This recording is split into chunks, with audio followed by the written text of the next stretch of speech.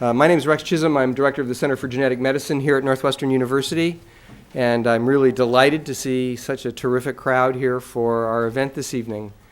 The event is the Silverstein Lecture Series, and the goal of the Silverstein Lecture Series is to provide the public a place where they can begin to learn about some of the complex issues that surround genetics and genetic medicine. And one of those issues that's been in the news a lot lately is this issue of genes and race, and we have an absolutely exciting and dynamic speaker tonight to talk to us about this really important and interesting topic. A couple of words first about the Silverstein Lecture Series. They're made possible by a very generous gift from the Silverstein Foundation. Silverstein Foundation was established by a bequest from Herman and B. Silverstein. Herman Silverstein was an eminent attorney in the city of Chicago.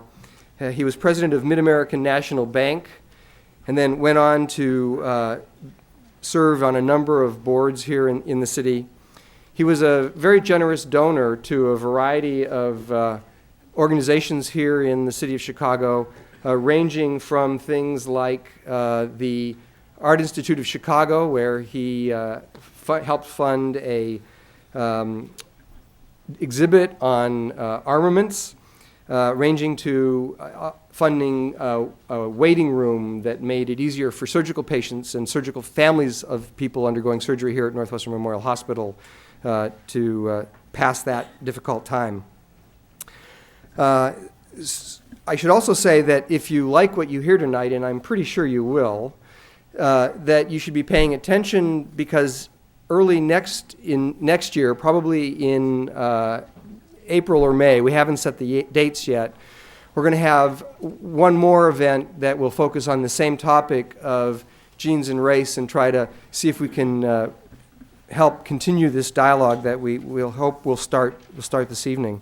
So I would invite all of you to be aware of that and to keep your eye open for that event, which we think will be, as I said, sometime in the late spring. All right, now that I've got the housekeeping out of the way, I'd like to introduce our speaker for this evening. Dr. Rick Kittles is an associate professor in the Department of Molecular Virology, Immunology and Medical Genetics, and in the Division of Human Cancer Genetics at the Comprehensive Cancer Center at Ohio State University.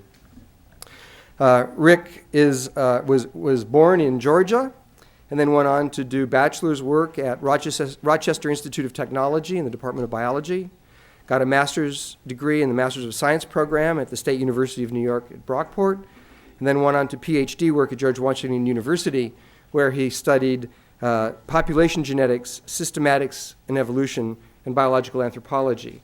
And that clearly prepared him extremely well for the research path that he's undertaken since then. He also served as a Human Genome Research Associate between Howard University and the National Human Genome Institute, and then began his academic career as an assistant professor at Howard University, where he was until just this summer when he moved to Ohio State. Rick's interests are very broad, and they range from trying to understand the genetic basis of complex disease on through particularly things like prostate cancer. He's interested in how things like the ultraviolet exposure affect susceptibility to cancer. And he's particularly interested in the role of race and how race is defined, and the genetics of ancestry and populations. And that's the exciting topic that he'll tell us tonight. So I hope you'll all join me in welcoming Dr. Rick Kittles.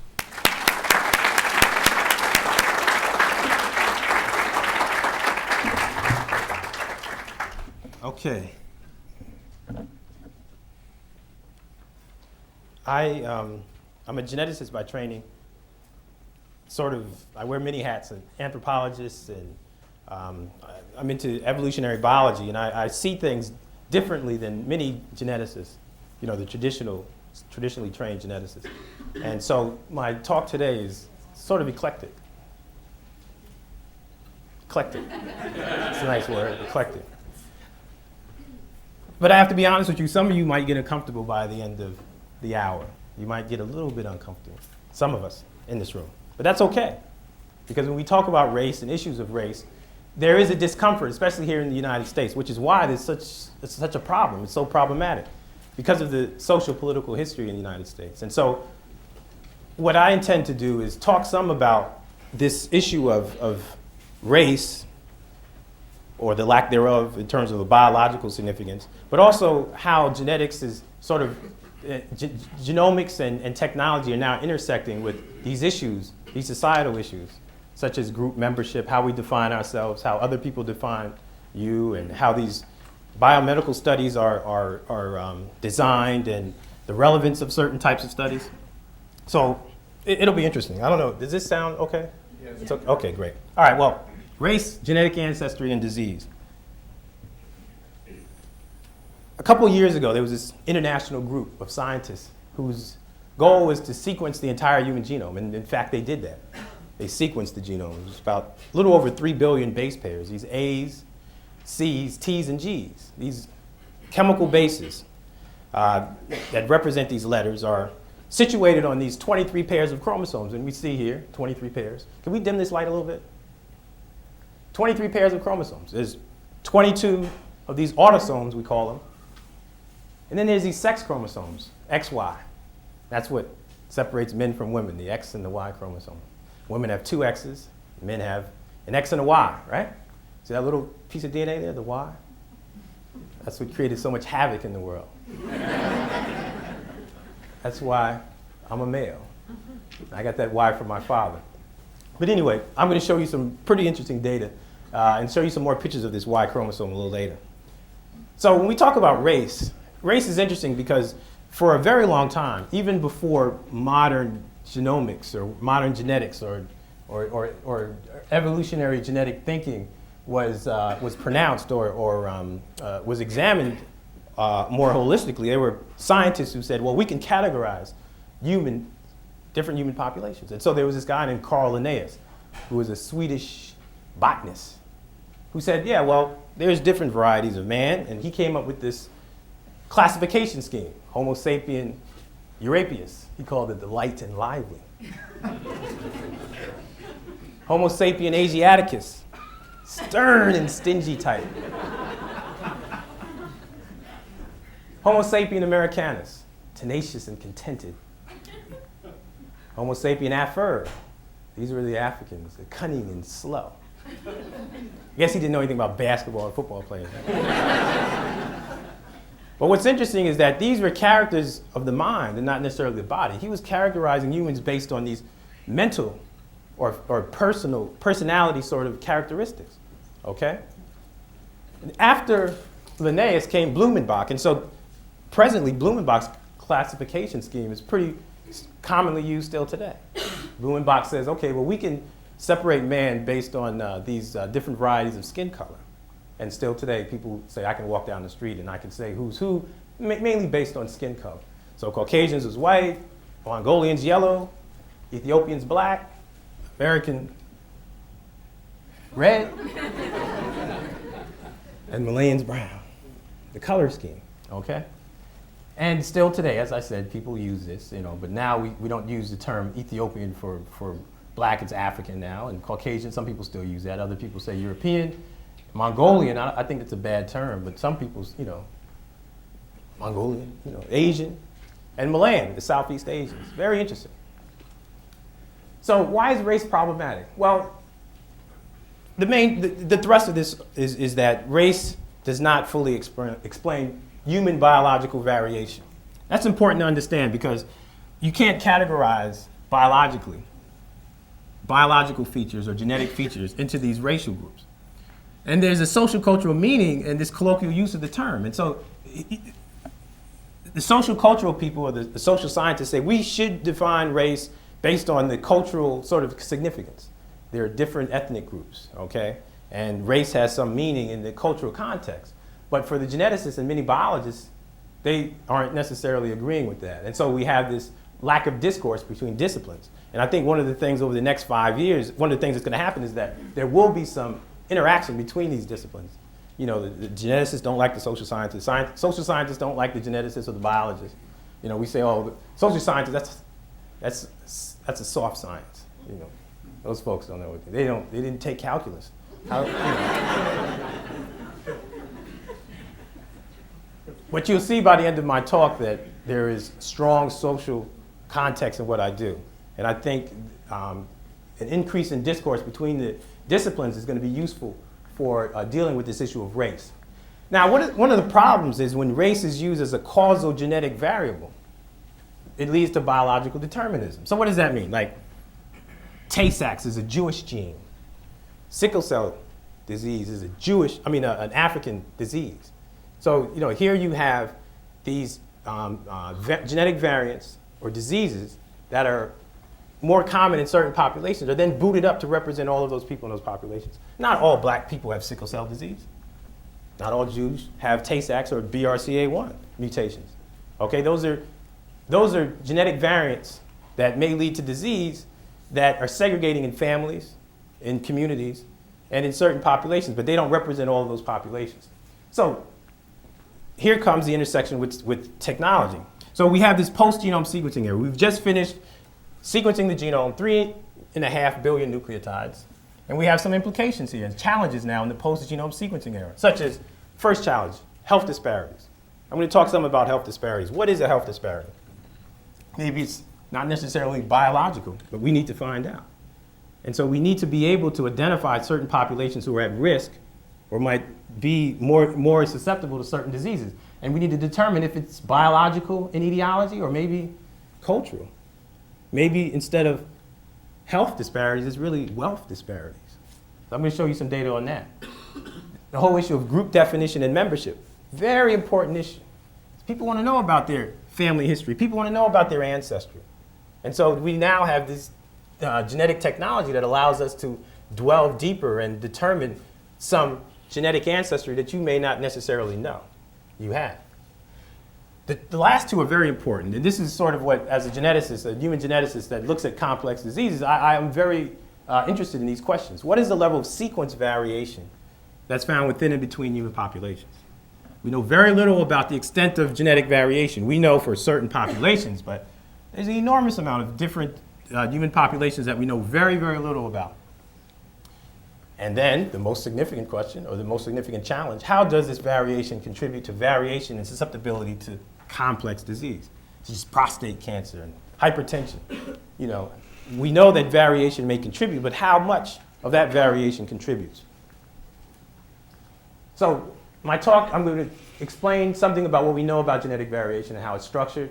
I'm going to talk about the importance of population history and shared ancestry. And I'm going to use African Americans as an example. Why? Because I'm black. Okay?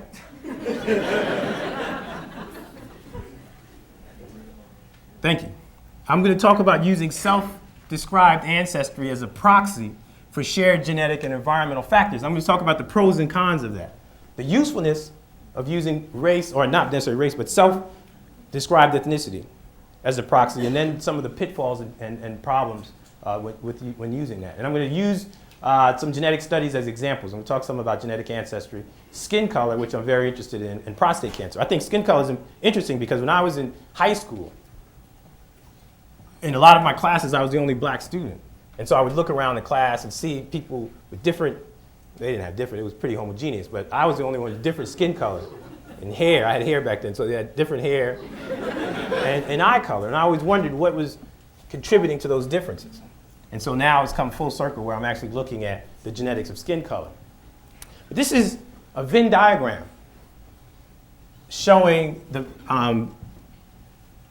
the partitioning of genetic variation across different populations, the major continents, populations within major continents. This is data from Sarah Tishkoff, who's at the University of Maryland. She looked at this gene called CD4, and she looked at polymorphisms within the CD4 gene. The CD4 is one of those receptors on some immune cells in the immune system, these cells that are involved in the immune response. So she looked at populations from Africa, Europe, and Asia, and found that, lo and behold, there was more genetic variation in African populations. In fact, it was close to 200 different types for this particular gene in Africa. Among Europeans, it was close to 100, about 75 or so in Asian populations. So then she said, well, let's look at how those variants are structured across different populations. In fact, half of the variants she found in Africa were specific to African populations. Striking differences there in terms of variation. Why is that? Well, Africa is the cradle of modern humans. It's where modern humans evolved. It's where they started. You guys didn't know that, did you? I'm not telling you anything new. But this, when you look across different genetic systems, we see the same pattern, okay? We find this enormous diversity in African populations, and a lot of it is exclusive just to Africans. And then we have, so it's 50% exclusive to Africans, about 10% exclusive to Europeans, 10% in Asians, okay? And then we have this 46 here, which represent that shared sort of history. Those are common variants. Those are variants that are common across all populations. Now, it's interesting because some people think that these variants here might be those that increase susceptibility to common complex diseases like diabetes and asthma, that we see across all populations, okay? I'm not one of those that think that, but there are some who think that. It's called the common disease, common variant hypothesis. So when we look across different genes, we see the same thing as what we see here. This shows why we see what we see when we look across those different genes. We see here this tree, this divergence of modern humans. The trunk of the tree is African populations. So as modern humans evolved about 200,000 years ago, they evolved in Africa. So humanity was in Africa for a very long time, and African populations are older and bigger. And so then there was some population divergence, less than 200, about 150,000 years ago. And guess where that was happening at? In Africa, okay? And then we have this migration out of Africa about 80,000 years ago. Now, the interesting thing about that is a subset of the variation in African populations left Africa and went into Europe, Asia, the Americas, and Oceania. We all got that? Subset of the variation. Not all of it, just some of it. And that's why when you look at those Venn diagrams, you see the big circle for the African populations and the smaller ones for the other continental populations, or populations in the other continents. But there's some overlap there because there's some shared history here, okay? And then there's the divergence of those populations evolving on those continents alone. And then through time, you have new variants, new genetic variants. Genetics is cool because we can actually trace migrations using genes.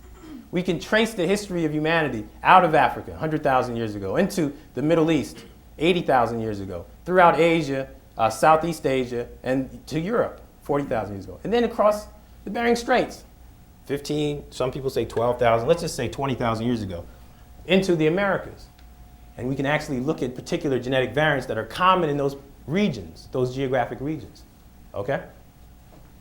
So when we talk about the genetics of African populations, it tells us something about human evolution. Higher genetic diversity, strong evidence for the African origin of modern humans. And then this linkage is equilibrium. I'm not going to get that technical, but we're talking about big chunks of chromosomes that are inherited together as a unit, big chunks.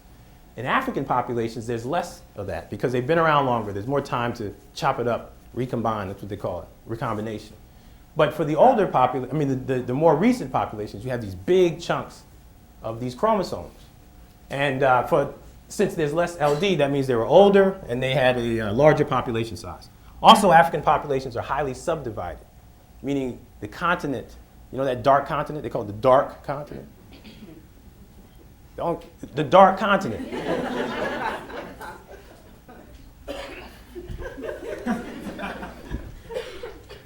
It's dark because it's not, people don't go, a lot of people haven't studied a lot of Africa, okay? There's enormous geographic variation, ecological variation, different climates, different ecological zones, different cultural patterns throughout Africa. And so we have this highly subdivided continent. And that's mainly due to diverse geographic and ecological zones. Now, this is the most math I'm going to give you, but pay attention to this. This is very important because this is, at the end, when I give the test, we can partition genetic variants, or we can look at genetic variation and see how it's structured, the significance of it across populations using a statistic called FST. All right? Just know FST. So I'm going to give you 3 scenarios. Let's say we have 2 populations, 1 and 2. All right? This scenario, FST is 100% or 1. That's where you have, let's say you have two variants, A and B, and they're exclusive to each population. There's no similarity between them. That's 100% variation between populations, 0% variation within. Okay? Two homogeneous, different populations. And then the next scenario is where there's equal frequencies of these variants in the two populations. So in that situation, FST is 0. When we look across the genome, we find for the most part, FST on average is about in between 10 and 15%. Here it says 11, okay? That means that the amount of variation between populations is about 11%. The amount of variation within populations is about 89%, okay? That's what we see on average when we look across and sample a lot of genetic markers, okay? So there was a study by this guy named Josh Akey. He's now in Seattle, where they looked at 26,000 SNPs. These are single nucleotide polymorphisms. These are, you know, those ACTGs? So it's like an A to a C or a T to a G change or whatever. These are changes. And so there's 26,000 of them that they looked at. And they looked at three populations: African Americans, European Americans, and Asians, East Asians. And then calculated FST. And the average FST, as I said, it's about between 10 and 15%. So it's about 13% here. And what they did was they did a bend. So from 0 to 1 FST, the extremes, they looked at the distribution of, for each marker, what was its significance in terms of divergence, and found that there was a distribution that looked like this. Most of them fell into this area. That's why we have FST of about 12.8%. But there are some markers here that have a distribution that's quite high of an FST. It's greater than 4.4. In fact, 6% of the variants that they looked at had high FST. Okay? That means high differentiation between those populations. Most SNPs have low FST, and a smaller number have high FST. I said that slow on purpose. They then put these SNPs on the chromosomal map and said, okay, where are these located at? Where are these SNPs located at? They're located where particular genes are that have been under selection historically. Okay, there's been some selective pressures. And so they actually were able to show that many of these SNPs are where genes are that have been under selection. And so we have this selection that might have created this, what we call modular evolution. This evolution that is not constant, but just in different regions of the genome. What type of selection? Infectious disease in Africa. You know, humanity was in Africa. There's, in tropical regions, there's enormous infectious disease load, or what we call high pathogen load. And there was this guy named James Neal who's at the University of Michigan. You guys know about Michigan, right? Yeah. What about those sparks? Right. I'll tell you something about that in a second. I'll go back to that in a second. But he had this hypothesis called the thrifty gene hypothesis. And the bottom line is that humanity evolved in Africa, and there was this optimum phenotype. Okay? Let's say the hunter-gatherer phenotype. Okay? And so this optimal phenotype for the traditional lifestyle of traditional populations is now not so optimal. We have what we call old world populations in westernized, non-traditional lifestyles. And so what was that optimal phenotype? Greater fat storage, higher testosterone, and high salt sensitivity. Most African populations never were exposed to salt, so they don't even metabolize salt like many other populations do. Higher fat storage. It's interesting. Traditional populations, they didn't necessarily eat 3 meals a day. Some of you guys probably eat 4 meals a day, don't you? Huh? Nobody wants to talk about. Okay, but anyway, higher fat storage. The ability to store fat was important for many of those traditional populations because they weren't eating meals every day. Okay? And in fact, if you didn't have high testosterone, you probably weren't at an advantage to go out and catch your meals. You know, you had to go out and catch those rabbits and, you know, the deer, the squirrel. They didn't have squirrels then, but are there African squirrels around? They African everything else, right? They got African bees. But higher testosterone was one of those phenotypes that made populations very successful. And in fact, still today, you find people of African descent having higher testosterone levels than, for instance, Europeans or people of Asian descent. okay? And so there's studies that have shown this, much higher testosterone among African populations. And so we have this optimal phenotype: fat storage, high testosterone, and salt sensitivity. Wow. So here you have these old world phenotypes in the westernized society. And so greater fat storage could lead to obesity if you're eating 4 meals a day and not exercising. Higher testosterone. Testosterone drives the prostate, higher levels of prostate cancer. And then salt sensitivity and hypertension and other metabolic disorders. So these are some serious issues that we can actually explore looking at old world versus new world populations. And in fact, as I mentioned, these phenotypes might be driving what we see as these prevalence differences, or what we call health disparities. Obesity, higher in African Americans, Native Americans, and Hispanic Americans. Type 2 diabetes, also higher. End-stage renal disease, higher in African Americans. Obesity, did I say that already? Yeah. And cancer, lung cancer, higher in African, prostate cancer, that's what I studied, higher in African Americans. I got so mad I had to put something up there that blacks didn't have, so I put skin cancer. That's a problem, that's a disparity. What's the risk factor for skin cancer? Lack of melanin, eh? Right, okay.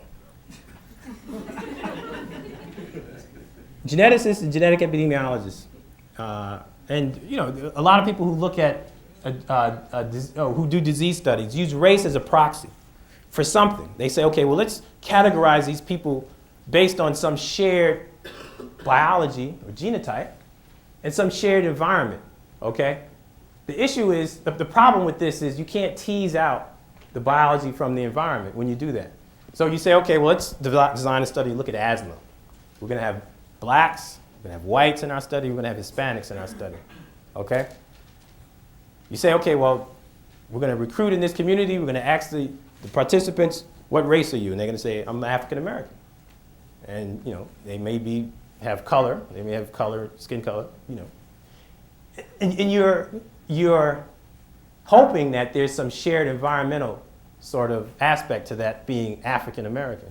Like all African Americans like fried chicken, you know that one? The watermelon thing. There's some shared culture there.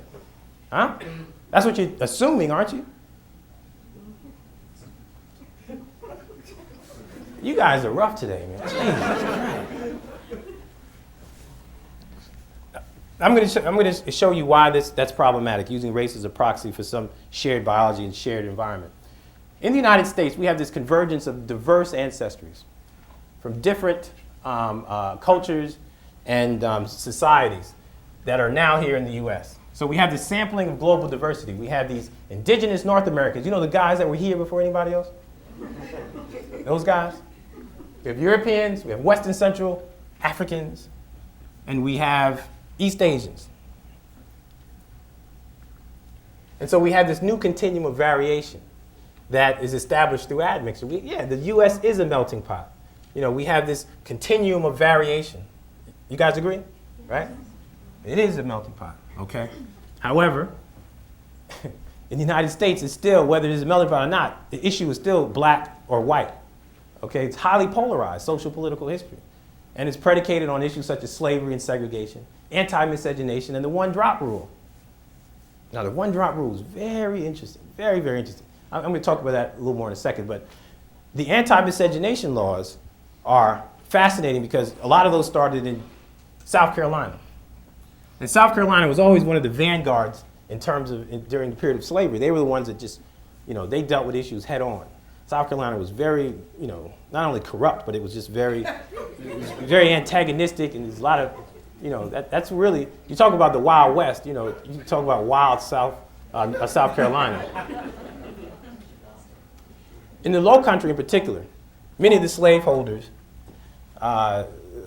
many of the wives of the slaveholders were getting tired of their husbands going out to the cabins and having their way with many of the enslaved African women. And so they petitioned the courts in South Carolina to set up these anti-miscegenation laws because they wanted their husbands to, stay in the house with them. They talk about the sweeter the berry, that thing,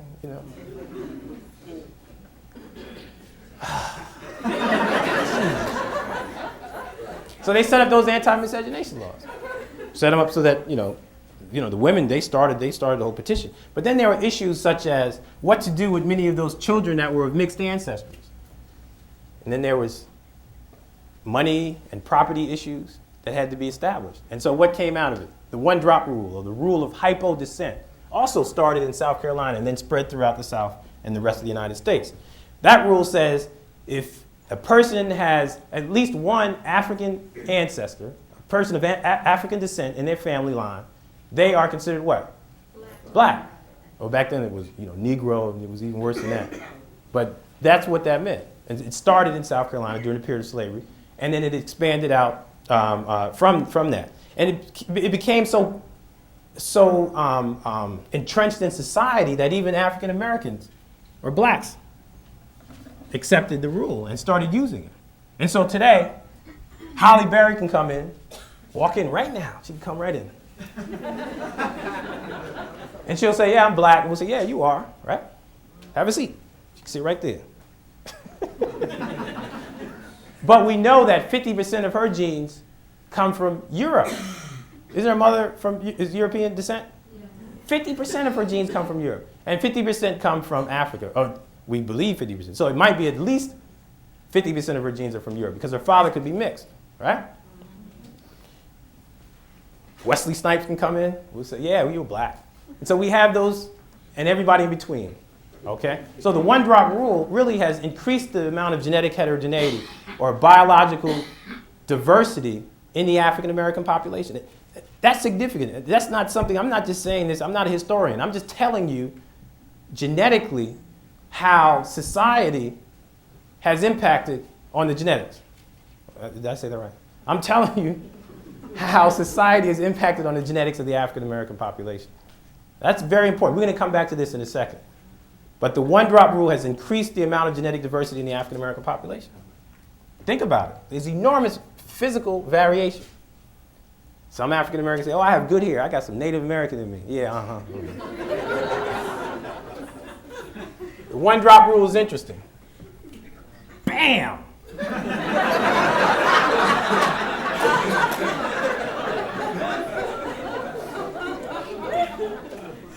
I find this interesting. This was very interesting.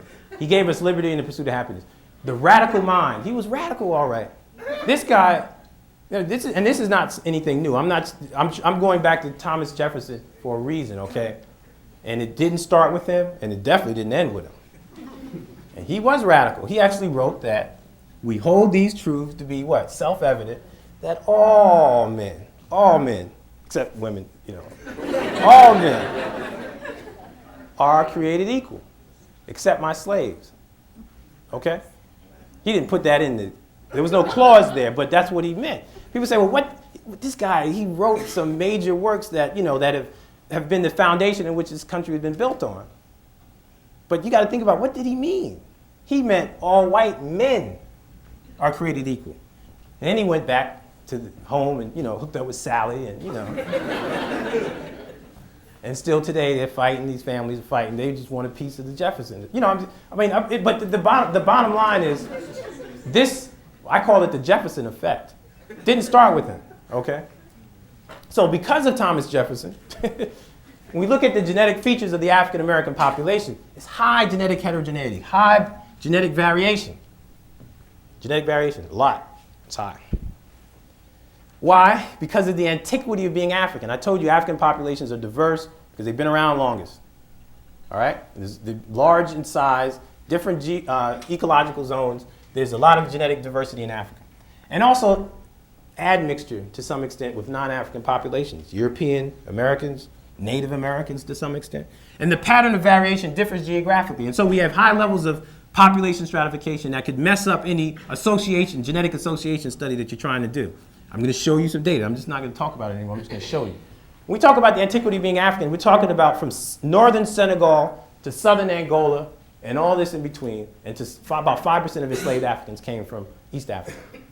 The historians have, they're really good records. You know why there's such good records for the slave trade?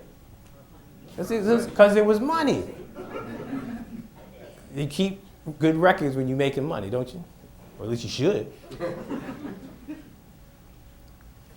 At least 10 million enslaved Africans were taken from the coast of West and Central Africa and brought to the Americas, okay? And these are some of the forts. One of the defining features of these forts are interesting. A defining feature are these cannons. You see them all over these forts, from the Goree Island to Angola, this fort in Luanda, to Amina Castle in Ghana. Cannons. Why? Because there was money and profit, and they had to protect their territory. Okay?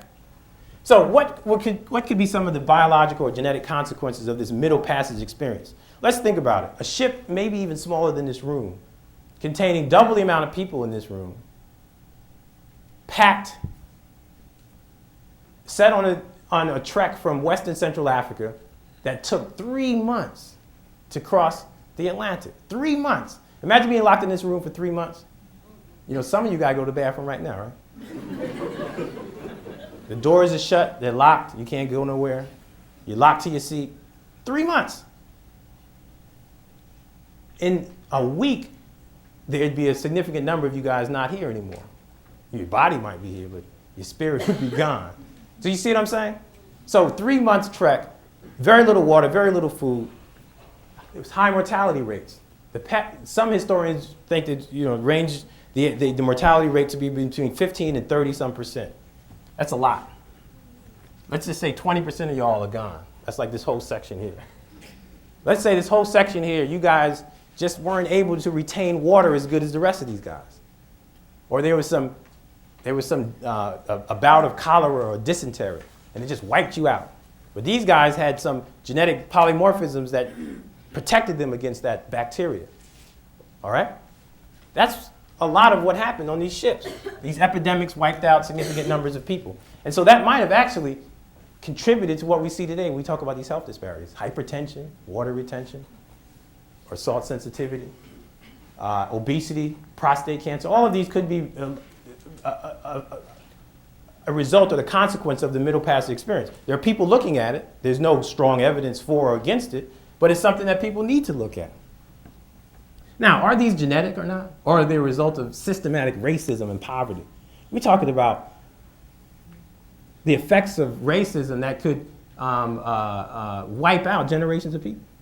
You think about it. Some of you guys, you go to work and you sit down and your boss yells at you, and your anxiety levels go up. You almost have a heart attack just because your boss yelled at you. So imagine if you grew up every day experiencing stuff like that. All right?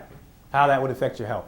Anyway, are these the results of some genetic consequences or the result of some use of race? Now, if we define black and white in some way, we can actually create these categories or these prevalence differences, especially when you use race as a causal variable that perpetuates biological determinism, such as the Tuskegee experiments with syphilis. You know, these people are given, they're not given syphilis. They have syphilis, they're just not given medication. And for their, what was that study called? The study to examine the natural history of syphilis. As if your syphilis is different than mine. Y'all didn't get that one, okay. I should have used a different example, but they actually looked at that in Tuskegee over decades. And then sickle cell disease, which is a disease that has a major racial label. It's a black disease, an African disease. So when the enslaved Africans came to the US, they were brought to different ports of entry. Charleston, the Low Country, Virginia, the Chesapeake Bay Area, New York City, and Louisiana. Before I get started, who here is from Louisiana? Anybody? Okay, just one. I can do it then. Look, there were different economies. There were different plantation complexes.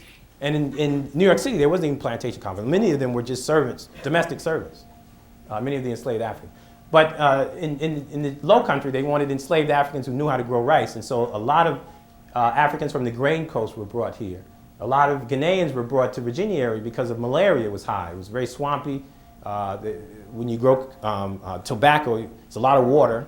It's very humid. And mosquitoes are in high numbers. And so malaria was big. It was wiping out people except those who actually had protection against it. And those were like Gold Coast Africans. But New Orleans is interesting. They brought everybody on. See, the French controlled New Orleans, and they behaved quite differently than the English and the Spanish. Anybody French here? Parlez-vous français?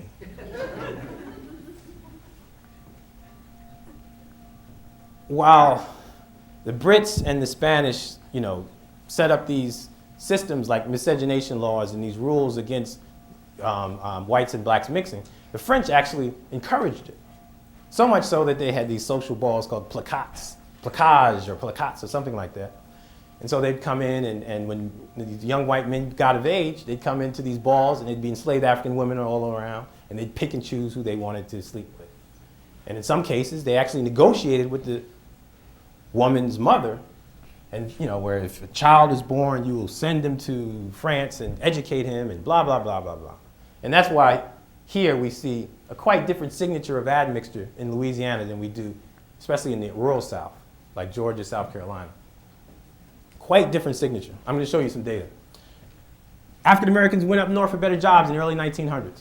And I put this point in here because we recruit African Americans for hereditary prostate cancer, and we have a national study. We look for families where you have a high incidence of prostate cancer. And we find when we go to Chicago or Detroit or Cleveland, that most of the family roots are down here in the Mississippi, Oklahoma, Tennessee, Arkansas area. There's cousins up here, but the family roots are down there.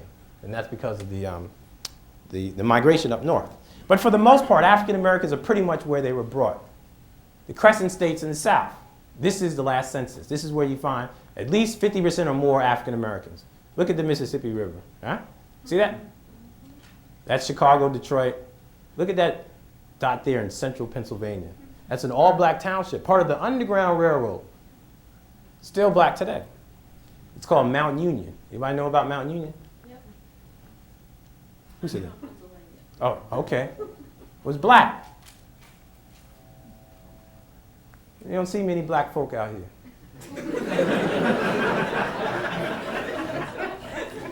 That's where you find blacks, large numbers.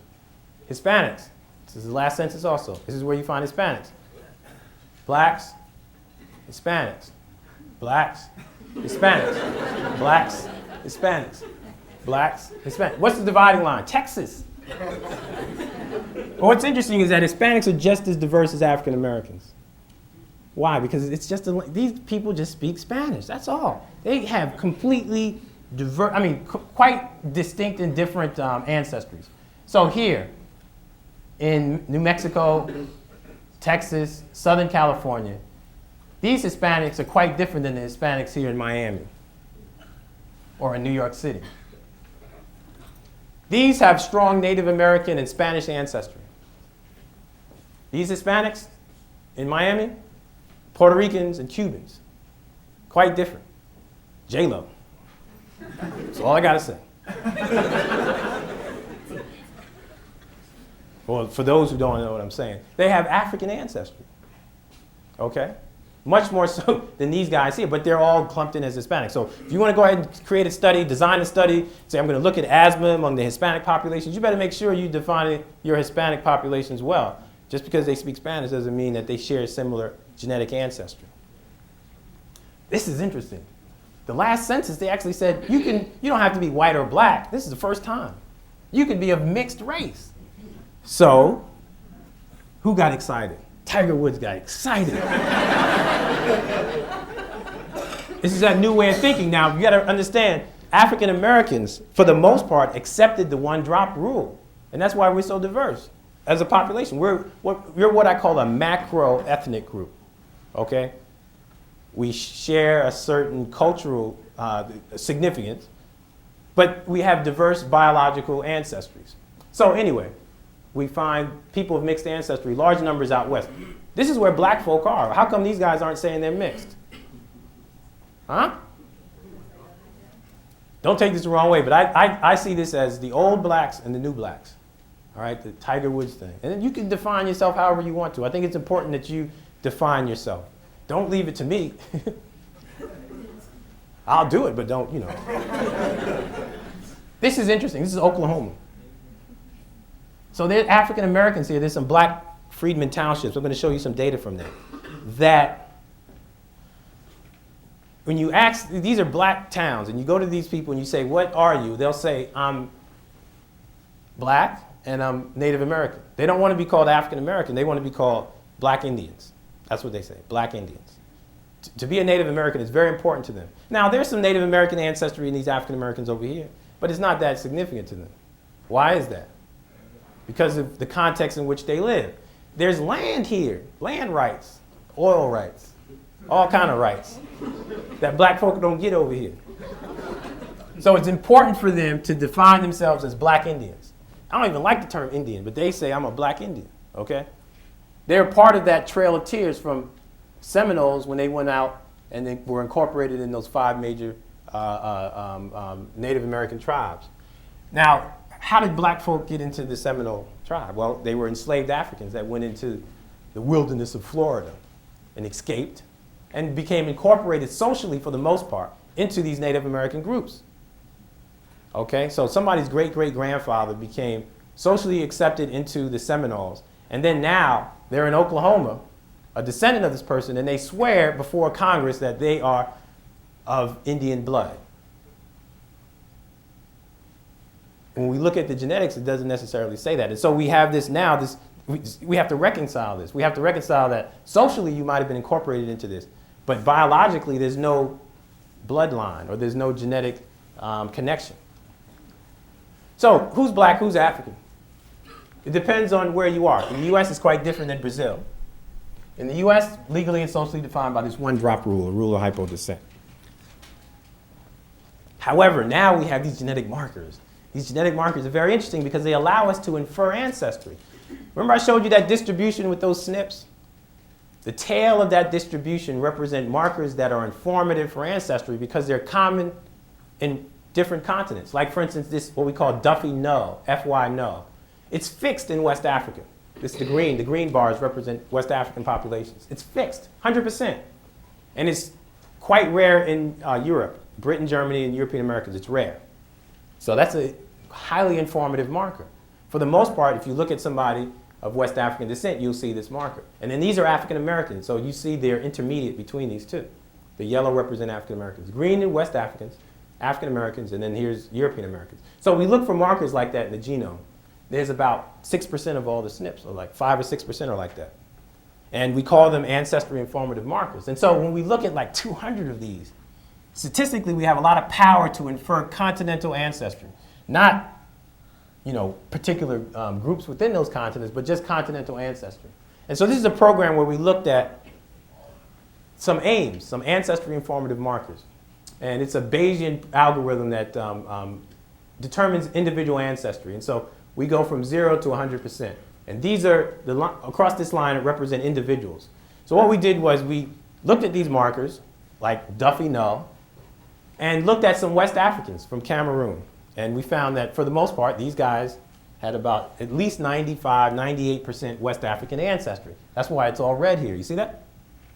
So then, I was at Howard at the time, and I didn't have access to a lot of white DNA from white folk.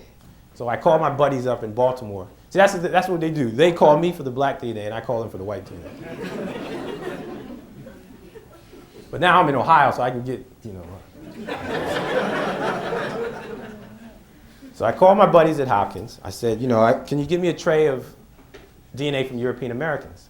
They said, okay. They sent it, and we typed these markers in these individuals.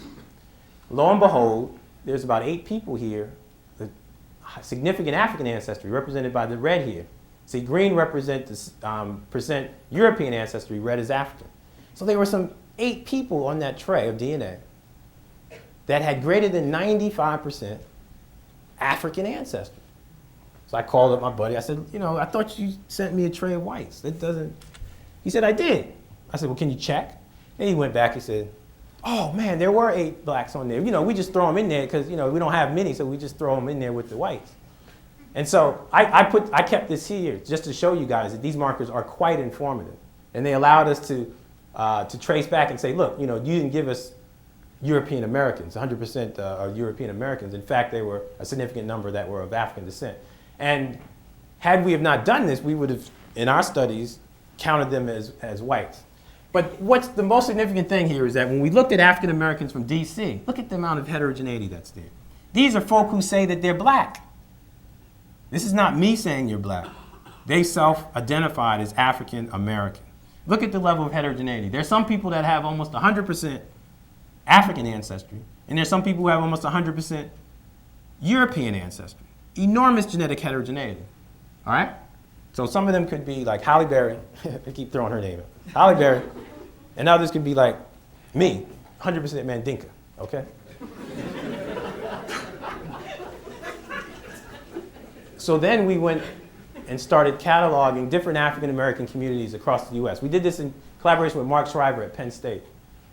And so we looked at Chicago, Detroit, Pittsburgh, Philadelphia, DC, New York,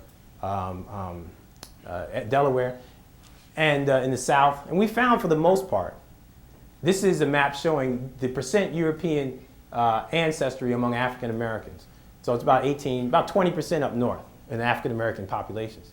And there would be significant differences between urban north and the rural south if it wasn't for this population here in New Orleans. They just mess everything up. I told you, you got to place everything into some social context. The African Americans in Louisiana are just different. There's nothing wrong with them or nothing. They're just different histories, different experiences. The African American experience is quite diverse, okay? And depends on where you are. For example, let's look at South Carolina. The vanguards in race relations since slavery. The Gullah Sea Islands, right there, 3.5% European ancestry. These are descendants, direct descendants of enslaved Africans who've been pretty well isolated since slavery. Very little European ancestry. Charleston, about 10%. And then, as you go mainland, 18% in Columbia, which is the capital, Columbia, South Carolina. So a major highway runs through there. Big trucks. There's some colleges there. And guess what? Genes have legs. Think about it. Any opportunity you hit, there are going to be people coming together if they're brought in the same proximity. And so in Columbia, South Carolina, it's much higher European ancestry than even in Charleston or the Gullah Sea Islands. Atlanta, about 10%. Mississippi and Alabama, very low. But this messed everything up. There would be significant differences between the North and the South if it wasn't for New Orleans. Then we looked out west at the new blacks.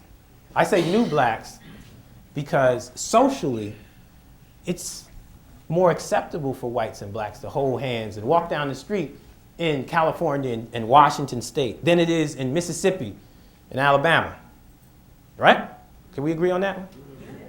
Okay, this is the new way of thinking. You don't even have to be black anymore. You can say you're Cablasian, okay? I think that's cool. You know, that'll sort of be the opposite of this one drop rule in a sense. But it doesn't matter because they're still not going to be able to get a cab.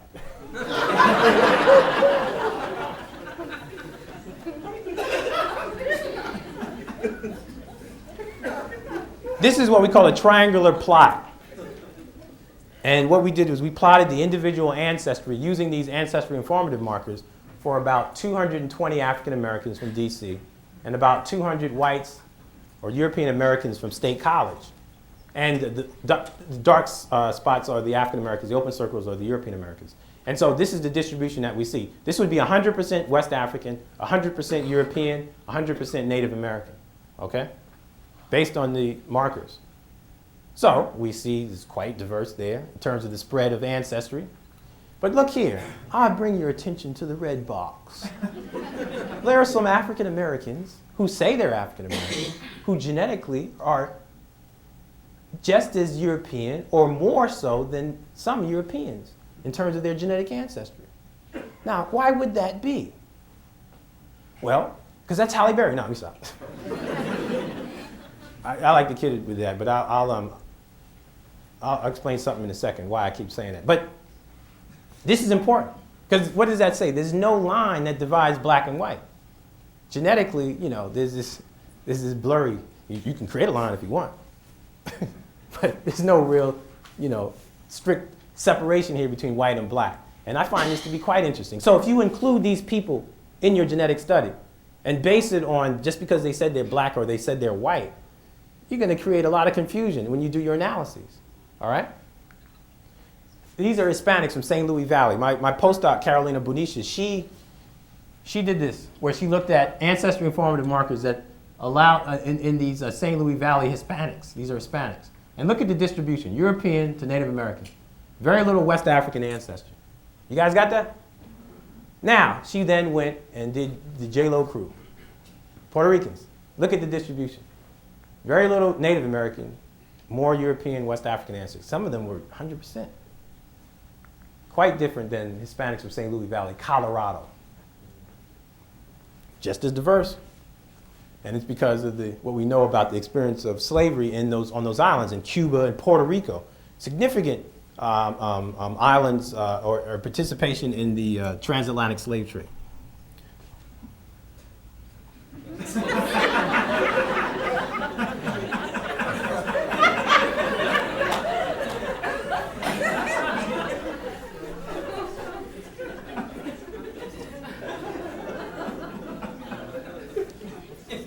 I told you guys that, I kid about other people, but I should be able to kid about myself too. But this is the truth. So, I did this, I tested myself, looked at a series of, I think this is about 200 ancestry informative markers. And so when we estimated, we did the calculations, about 88% West African, about 12% European ancestry. And so this is, I fit in that spectrum of African American genetic variation. Now, my father told me when I was in high school, or middle school, that there was this white ancestor in the family. And I said, oh, that's great. It didn't really affect me. It's not like if I got stopped by the cops, I could say, look, I'm like 12%,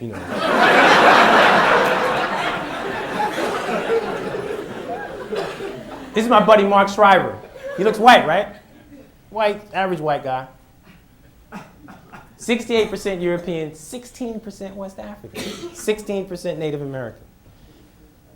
Mark had to go home and deal with this. Mark had to do some reconciling. His family had to do some reconciling. And still, I don't know the answer. He won't tell me what's going on. I think it has something to do with his grandfather or something. But according to the one drop rule, Mark should be a brother, huh?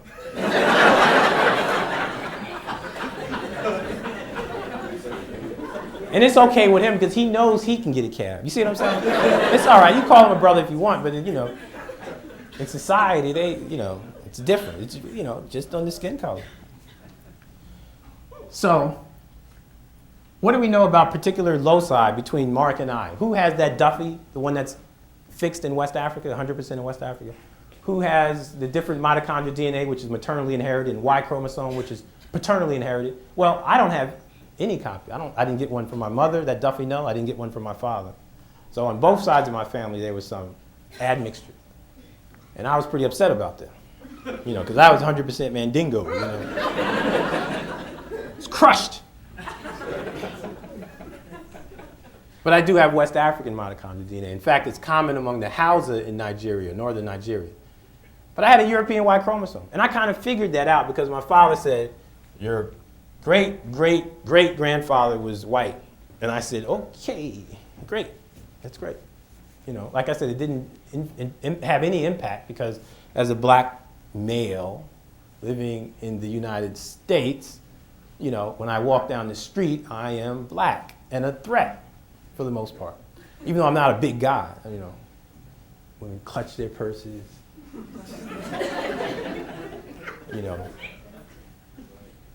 mortgage companies close the books. Those are serious issues. So Mark has one of those Duffy no's. He has one of those African alleles. And he was quite excited. In fact, to this day, he says he's more black than me. Because of this. And he has a Native American, this haplotype B, Native American mitochondrial DNA, maternal lineage, and a European Y chromosome. Okay? So we can use genetic markers. This is a study that Mark and I published in Nature Reviews Genetics, looking at genetic ancestries. And this is for instance, with mitochondrial DNA, which tells the maternal history of modern humans out of Africa and the different types that we see due to evolutionary processes and migrations. And so I've been privileged to work with this company that actually looks at genetic ancestry of African Americans. And so we've looked at about 3,000 African Americans. And in fact, we find a significant portion, about 36%, having ancestry from the Grain Coast. That's like Liberia, Sierra Leone, Guinea, and about 27% from Nigeria, or the Bida Benin area, and the Bida Biafra in Cameroon, about 16%. Ghana, about 10%. Now, this is not a random sample. These are just people who bought tests. But, about 3,000 of them, it just says something about the amount of variation in the African American population. So when we talk about these lineages, these non-African lineages in African Americans, you know how we say we have good hair? I got some Native American ancestry. You guys know what I'm talking about. My mother used to tell me that all the time, back when I had hair. She used to say, yo, I got Native American ancestry on my mama's side, because, all your aunties and I got nice hair. That's what we say. But for the most part, we claim Native American ancestry before we do European ancestry. I think that's why you hear these stories. But anyway, when we look at mitochondrial DNA, we find it only in 3%. Very little Native American ancestry among African Americans on the maternal lineage, and even less on the paternal side. Very little thus far. That's why a gentleman there said you had Native American or something. You have French ancestry. I'm just playing. European ancestry is quite different. Very little maternal European ancestry. That's from women. Extremely large amount for men. In fact, 30%. So in this room, if we were to count out 10 black men, 3 of y'all folks would have a European Y chromosome or a paternal lineage. European, they wouldn't be African, it'd be European. And I can guarantee that I bet $1 billion on it. And I'll show you data. We look across many different populations in the United States, African American, in the Caribbean, African descent populations. 3 out of 10 have European Y chromosomes. And that's mainly due to the behavior of slaveholders during the period of slavery. This is striking. Very little gene flow from white women, an extreme amount from white men into the African American population. Oh, that's that Y chromosome I was telling you about. That little blurb, that little piece of DNA, that chunk of chromosome is what creates so much havoc in the world. This is the X, this is the Y. It's magnified 10,000 times. So there's a couple of genes here that code for leaving the toilet seat up and testosterone, talking to the TV. That remote control gene is on there. This is what I was talking about. We looked at 4 populations in the Americas. These are African descent populations. We saw a significant structure or variation among the groups. But they were from South Carolina, D.C., St. Thomas. It was very hard to go there in December and do this research. So hard. The Virgin Islands, it took a lot. That was probably the most difficult study I've ever done. In Jamaica, too. And so, percent European, these are percent paternal ancestry. Percent European, 30% on average, about 30, 40% across all those populations. Okay? Now that's quite significant. Quite significant. Oh, these are black Americans. See Halle Berry. Vanessa Williams. Black Americans. Wesley Snipes. Halle Berry. Black Americans. Oh, you remember her? What was her name? Stacy, yeah. She was the crazy one, wasn't she? She was in what, The Apprentice? Yeah. Right, they said she was crazy. I think she's psycho. And then people say, well, how come black folk get kicked off these shows before anybody else? I was like, because it's reality. It's a reality show. These are black folk. That's my daughter. Beautiful, isn't she? She's a genius. We call her baby genius. Black folk. Wait a minute. You see that? Because race in the U.S. is largely based on skin color and ancestry. We continually have to reconcile. That's Vijay Singh, y'all. He's not African. He just gets darker after every tournament. You see what I'm saying? But he's not African. Some people in the back say, oh, that's Denzel Washington. No, wait a minute. You got to come up close and you say, oh. So we consistently have to reconcile these issues, especially in the U.S. Say, oh, I could walk down the street and tell you who's black, who's white. It's not that simple. It's not that simple. Skin color is interesting. Skin color is how we define, for the most part, race. Skin color, eye shape, and hair texture. For the most part, dark-skinned populations are in the old world, 20 degrees north of the equator, 20 degrees south. That's where you find the darkest skin. Okay? And so we use this instrument called the dermaspec. To get it, why are you laughing? To get an objective measure, I'm gonna come over here. To get an objective measure of skin color. So we don't just say this person's darker than this person. This is objective measure. Light shines from this, hits the skin, bounces back. And we measure in the unexposed area to get what, a baseline, it's not impacted by the environment. And in some cases, we wanted to do it in the high buttocks area, but the women didn't want us to look, down with that. So we do the inner arm. So for African Americans, it's interesting. We have a range of variation from 0 to 100%. And so these are sort of some of the phenotypes. When you see these physically, we actually have a good measurement of them, of melanin content. Melanin is interesting because there's cells called melanocytes that are like dendritic cells that produce melanin. And we know a lot about the pathways. We're now exploring these particular genes that code for these receptors and proteins and enzymes, such as the P gene and a gene called the Agouti signaling protein, which we believe contributes a lot. So the P gene is interesting. Mutations in the P gene cause this albinism called OCA2, ocular cutaneous albinism 2. And it's the recessive disorder. This individual has it. The interesting feature is that you can produce a tiny bit of melanin. So you have this reddish, brownish pigment, like for instance in the hair. His child is an albino, but the mother his wife is not. And so that's how they figured it was recessive, because she's a carrier. And so the child got one of the recessive alleles from the mother. So we looked at this gene, which is on chromosome 15, and we wanted to explore the relationship with variation, normal variation, and for that gene, and normal variation in skin color. So we looked at different populations. This is the distribution in skin color from light to dark for different populations. The blue represent European Americans from State College.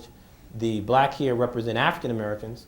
And the red represent very dark-skinned people from Papua New Guinea, like the Australian Aborigine type, very, very dark.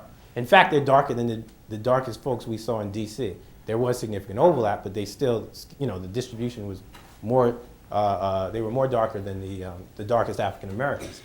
One of the things we did among the African American population was we looked at genetic ancestry and skin color and found there was a relationship. In fact, 15% of the variation in skin color among African Americans is due to percent European ancestry. The higher the ancestry, the less darker you are, the lighter you are. It's not a one-to-one relationship, but it did show a relationship. I bring this to your attention over here. These individuals have 100% West African ancestry, or 0 European. You guys got that? But look at the distribution in skin color. Very light to very dark, okay? So what does that mean? That means that within Africa, these genes that influence skin color are in Africa, and you also should be able to see a wide range of diversity in Africa. And in fact, we do. You look at populations in Nigeria and Senegal, you see very light-skinned people, you see very dark-skinned people. So that stereotype of the big-lipped, dark-skinned, bone-in-the-nose African is pretty, it's pretty bogus. There's enormous diversity in Africa. We looked at the P gene. We found that there were particular variants, genetic variants that were common among African descent groups or darker skinned people, and there were some that were common in the rest of the world. But these Melanesian islanders from Papua New Guinea had both the common African variants, and they also had the common Asian variants. And so it was interesting when we saw this. In fact, we were able to determine that the P gene contributes about 16, almost 17% of the variance in skin color is due to that one gene alone. And the Agouti signaling protein is about 5.5%. In fact, this is the ancestral allele. Very dark-skinned people have the ancestral allele, and it gets lighter as you get this mutation in terms of genotypes. You guys got that? So we have two genes here that vary across populations that impact on skin color. So what do these findings imply about race and the question of health disparities? It's a fallacy. It's typological. There's no, oh, I got it to work today. Great. You guys like that, huh? Let's do it again. There are no bounded groups. Typological race does not exist. In fact, there's significant overlap there, okay, with these populations. Now, let's go back to race as a proxy. How do we tease out, when you do a genetic study, you want to find the genetic contribution to the disease, right? How do you tease that away from the cultural aspect when you use race as a proxy? Oh my God. It's hard. It's very hard. But the one way to do it is to type those markers like I was talking about, those ancestry informative markers, because then you're teasing out the shared biology from the environment. Prostate cancer is interesting. Highest among African Americans, they present at a more advanced stage, and these differences suggest that genetic factors play a role. When you look at populations of African descent, it's quite high, it's quite common, the incidence of prostate cancer. And so why these differences? Is it because higher testosterone? Is it because of UV and vitamin D? Is it because of environmental factors, diet, exercise? Or is it some overall increased genetic susceptibility among populations of African descent? Well, we've looked at a whole slew of these candidate genes that are involved in these pathways leading to testosterone and the availability of testosterone in the prostate cell. But this is something I wanted to show you guys. When you look at vitamin D, studies have shown that vitamin D actually inhibits cancer cells growth or tumor cell growth. And so for not just prostate, but also breast and colon and cervical cancer. And so what's interesting is that vitamin D is made in the skin. And so there are some people who believe that darker skinned populations are at higher risk. So this is a distribution from low risk to high risk in terms of skin color and prostate cancer, UV exposure, dietary vitamin D, and then some genetic background. So we're actually testing this now. And we're getting some very interesting information thus far. And so it'll be interesting to see what comes about. The last point I want to make deals with race and pharmacogenomics. This is a recent article in the New England Journal of Medicine. It's the Bideal story. You guys may have heard this. It's a drug targeted for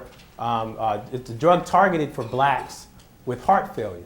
It's a combination drug of these two, isosorbide dinitrate and hydralazine. What's interesting is these guys actually wrote this in their paper. Studies have suggested that persons who identify themselves as black may have, on average, a less active renin-angiotensin system and lower bioavailability of nitric oxide than those self-identified as whites. So, and that's a correct statement. In fact, the angiotensin system in populations of African descent is quite different than populations of European descent. And it appears to be due to some selection that occurred a long time. So this is pretty true. But this is what I found quite interesting. Our trial represents a departure from the recent approach to the design of cardiovascular trials. Rather than studying a large heterogeneous population, we examined a specific population. A heterogeneous population may have substantial variations in genetic and environmental factors that influence disease progression and response to therapy. So what was that specific homogeneous population they looked at? Blacks. What did I show you guys earlier? The amount of variation that's there. And that's why 43% of those blacks who took the drug had an improvement in survival. It wasn't 100%. So, this whole issue of race-based medicine is problematic. What we should be doing is more individualized treatments based on genotypes and not necessarily these crude proxies of race. For instance, who were those blacks that they looked at? They had 160 different recruitment sites, and they ended up with about 1,000 African Americans. Now, depending on where on that map, remember I showed you, quite different biologies and different genetic, different environmental situations. And so it's problematic when you use race as a crude proxy and say this is Bideal is for blacks, okay? There was a significant improvement, but it was only in 40%. What about the other 60%? The trial did not test other groups, so you can't say if, in fact, it works better in blacks than whites. It just did blacks, okay? Now, I'm not harping on the drug as being bad, because I'm very cautiously optimistic about it. I believe if it works for even a small percentage of African Americans, it's good. But doctors should not be prescribing it to all African Americans. That's all I'm saying, just because a person has dark skin. So this 43% improvement in survival is interesting. The bottom line is, what are the genetic variants, that the functional variants that interact with the drug that cause it to be more efficacious, more efficacious, more effective? Yeah, I didn't want to use the term efficacious. Okay, more effective. What is it? What is the genetic background of those individuals? That's what the outcome. That's what we should be looking at. And so that's the main point that I want to break. Last point. I talked about genetics a lot, but the bottom line is Camara Jones. She's an epidemiologist at the CDC. She has this really good model for the impact of racism on health. She calls this a racial climate, and there's three components: internalized, institutionalized, and personally mediated. The internalized are this health behaviors, like smoking and drinking, and how you feel about yourself internally, how you feel about yourself as a so-called minority in a minority population. Okay. Then you have this institutionalized racial climate, which deals with SES and access to healthcare and the quality of the healthcare, all of which influences health outcomes. And then the personally mediated. How do you respond to stress? People who have darker skin appear to be more stressed because they experience racism more. That's true. I know some really light-skinned blacks, real light-skinned blacks who experience less racism than I do. It's horrible.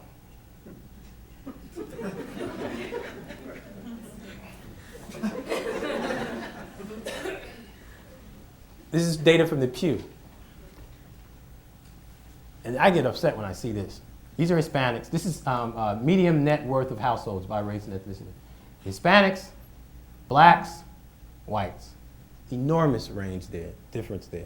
So when we talk about health disparities, are we really talking about wealth disparities? So in summary, modern human genetic variation is not structured into races. Human populations exhibit diverse patterns of variation due to differences in population history and local adaptations. It's very important. African Americans are a genetically heterogeneous macro-ethnic group. Very diverse macro-ethnic group. That word right there, macro-ethnic group. It's important. Write it down. Macro-ethnic group.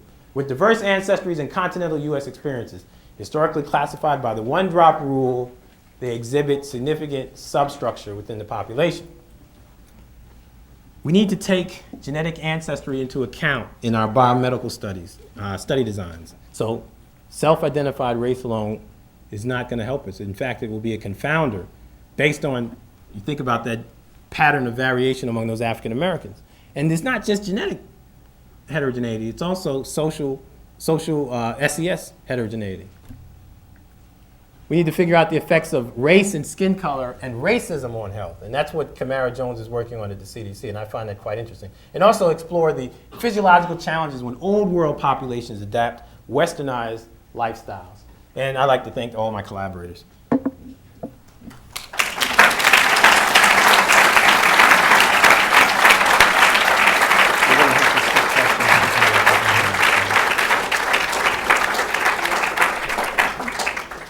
So unfortunately, because of the late hour and someone else needing the room, we're not going to be able to take questions.